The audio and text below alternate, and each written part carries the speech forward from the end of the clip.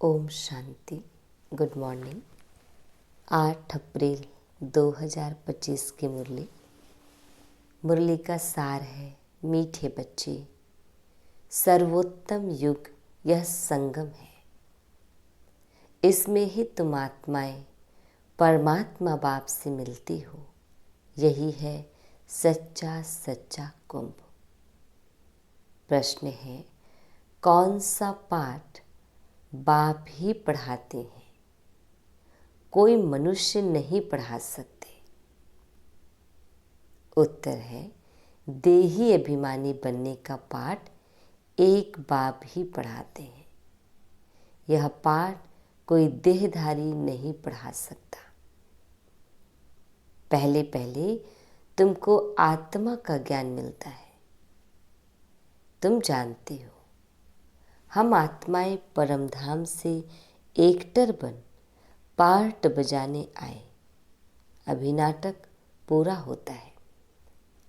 यह ड्रामा बना बनाया है, इसे कोई ने बनाया नहीं, इसीलिए इसका आदि और अंत भी नहीं है।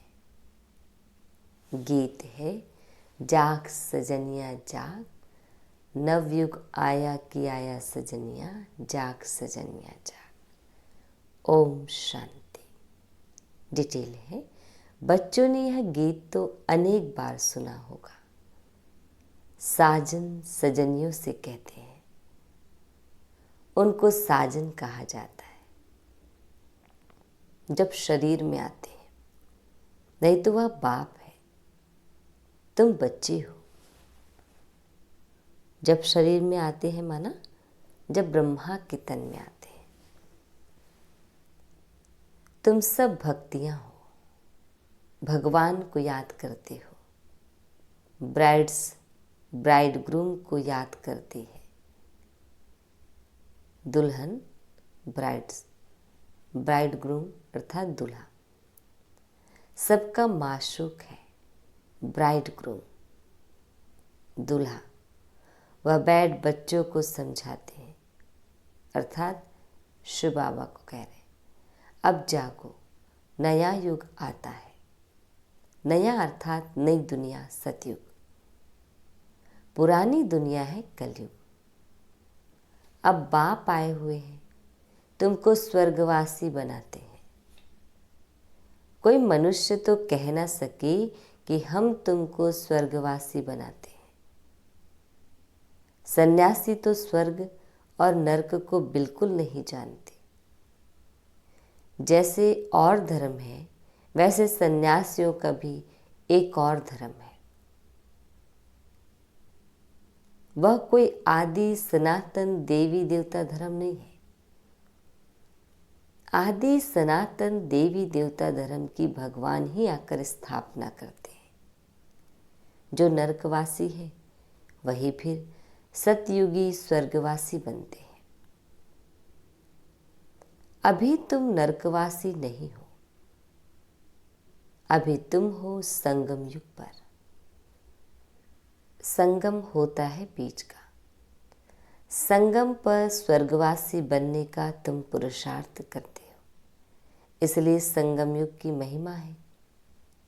कुंभ का मेला भी वास्तव में यह है सर्वोत्तम। इनको ही पुरुषोत्तम कहा जाता है। तुम जानते हो, हम सब एक बाप के बच्चे हैं।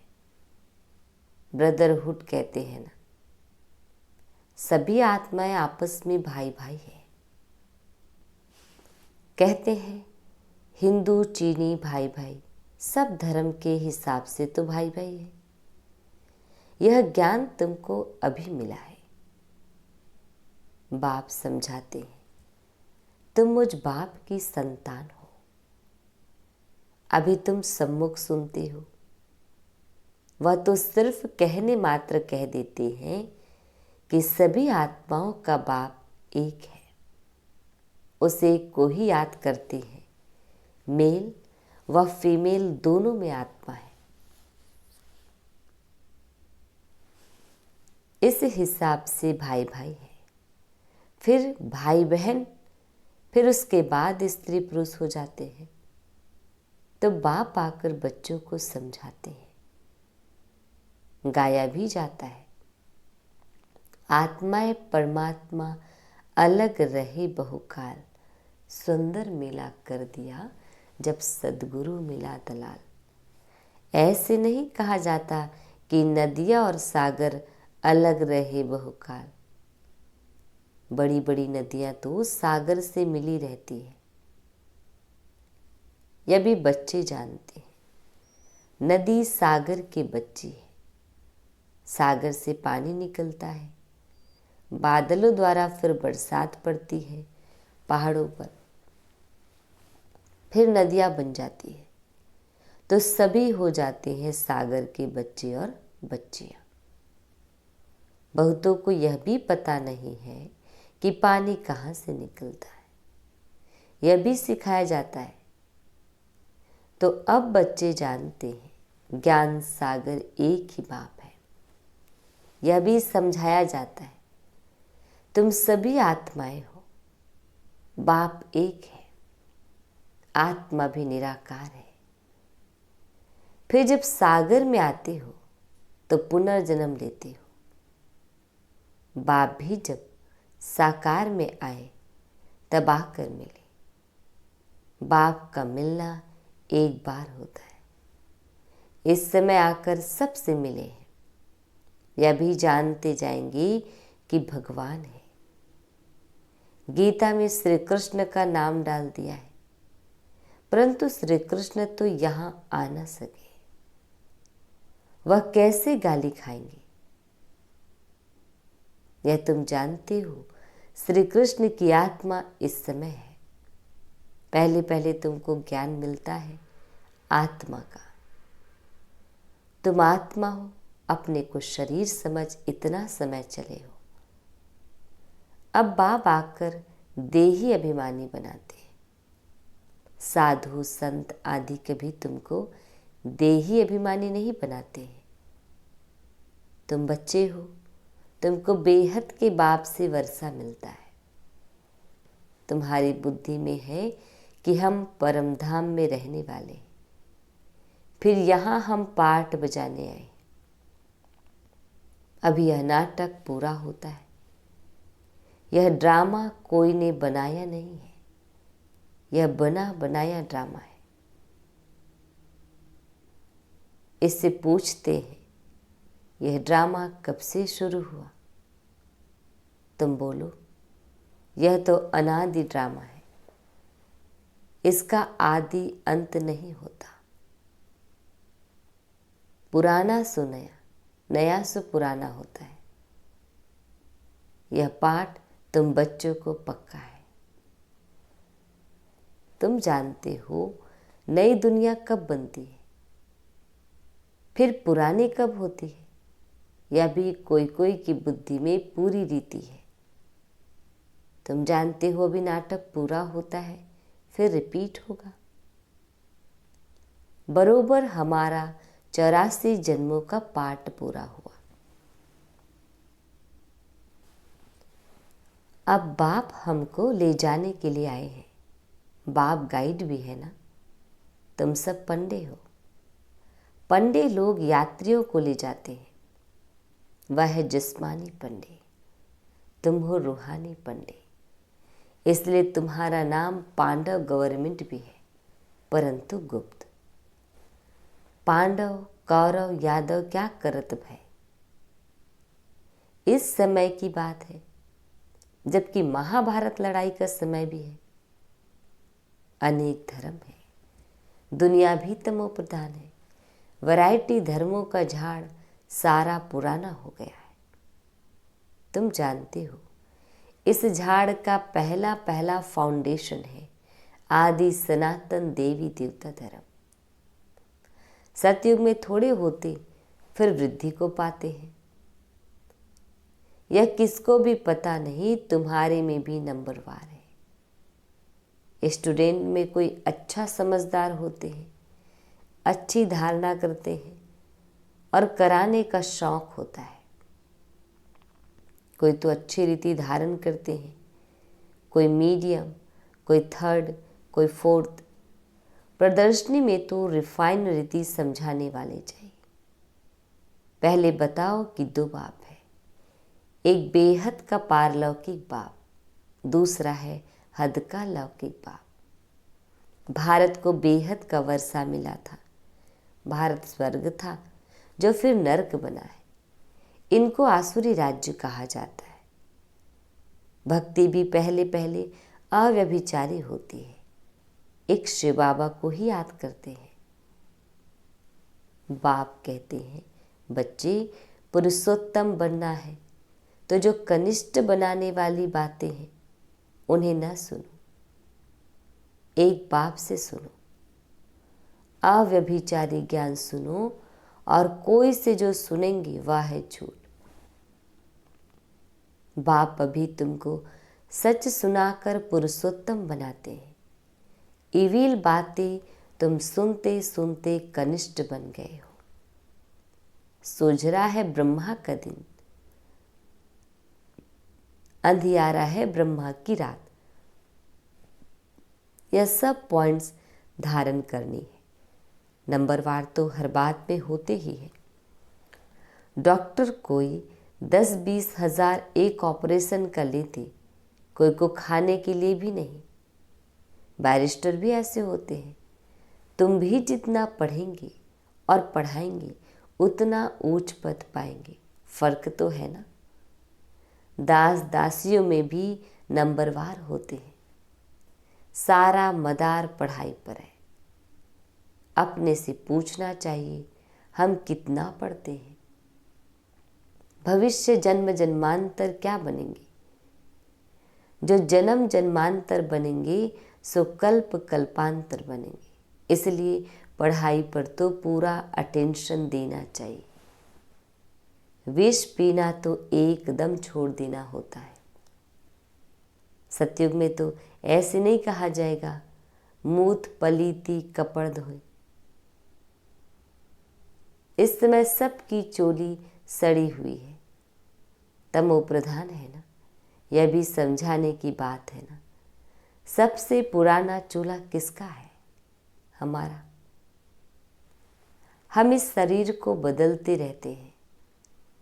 आत्मा पतित बनती जाती है, शरीर भी पतित पुराना होता जाता है।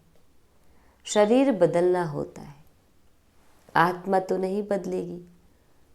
शरीर बूढ़ा हुआ, मृत्यु हुई, यह भी ड्रामा बना हुआ है। सबका पार्ट है।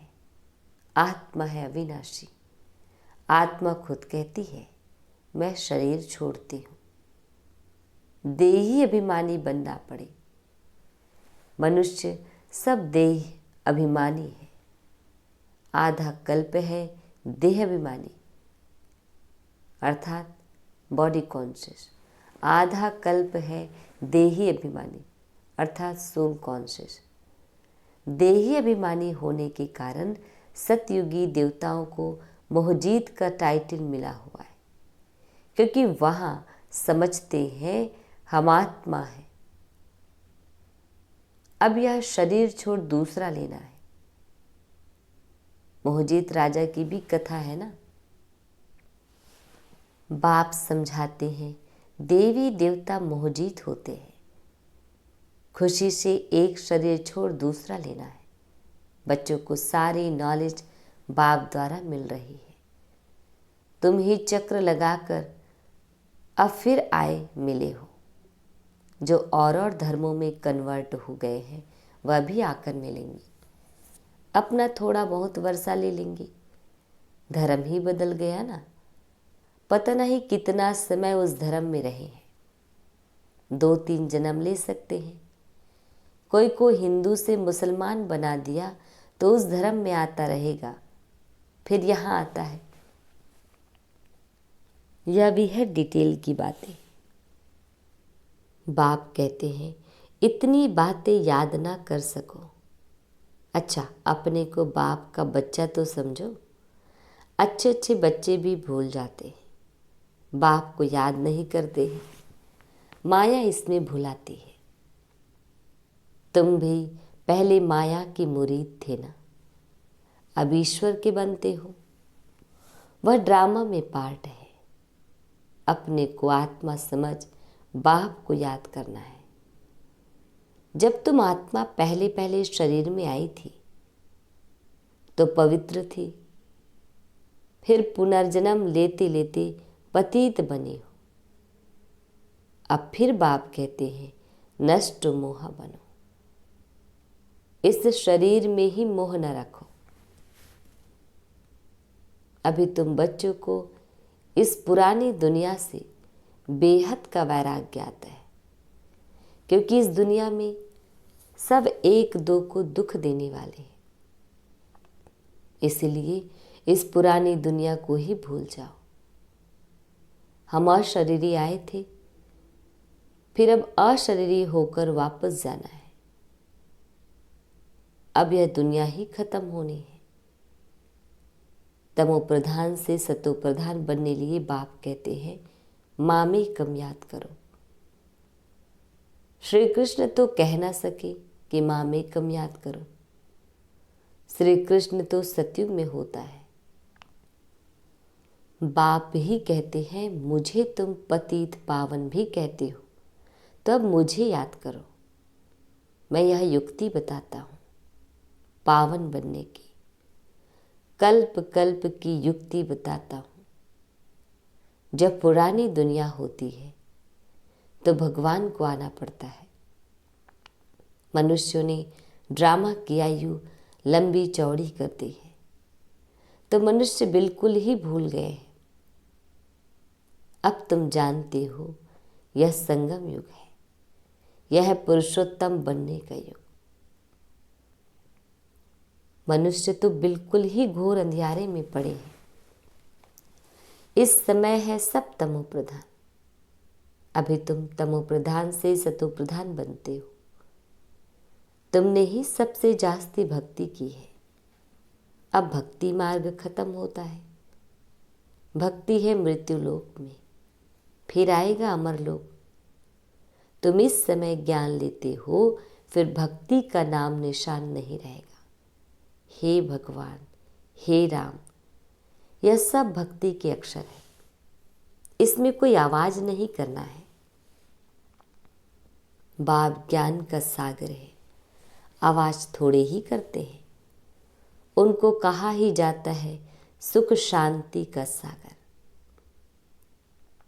तो सुनाने लिए भी उनको शरीर चाहिए ना। भगवान की भाषा क्या है यह कोई जानती नहीं। ऐसे तो नहीं बाबा सब भाषाओं में बोलेंगे, नहीं, उनकी भाषा है ही हिंदी।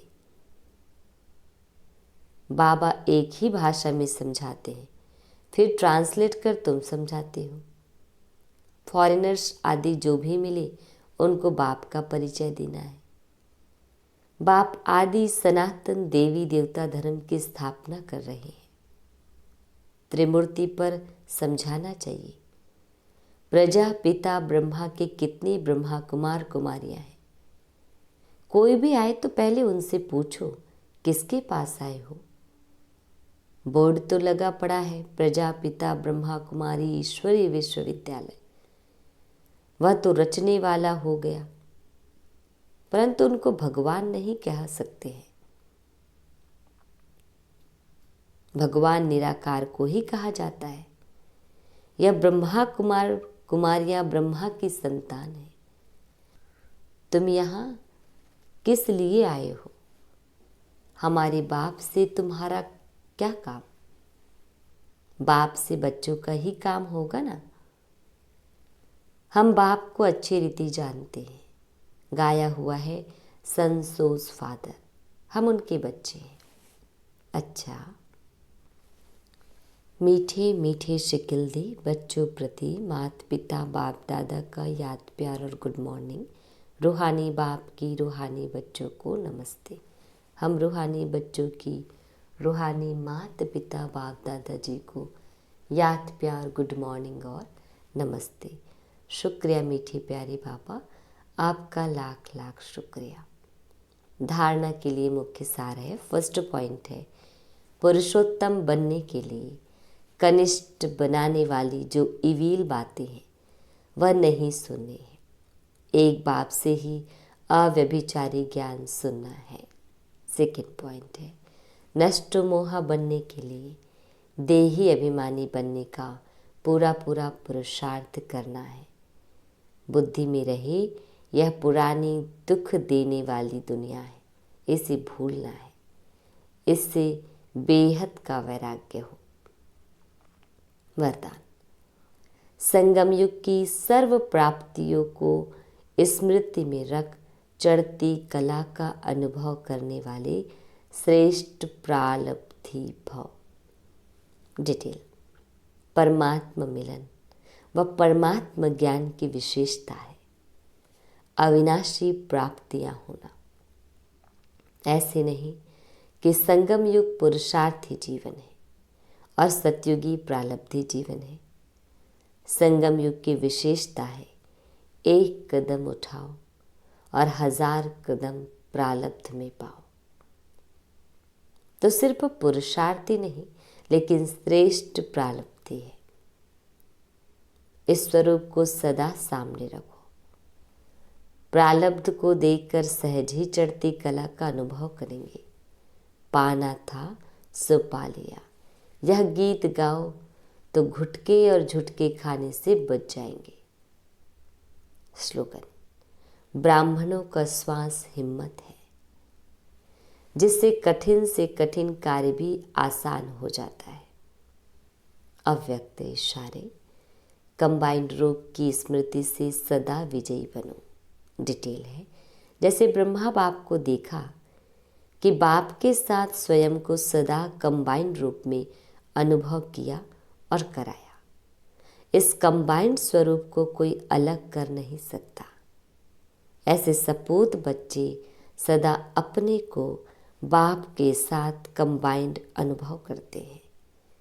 कोई ताकत नहीं जो उन्हें अलग कर सके। ओम शांति।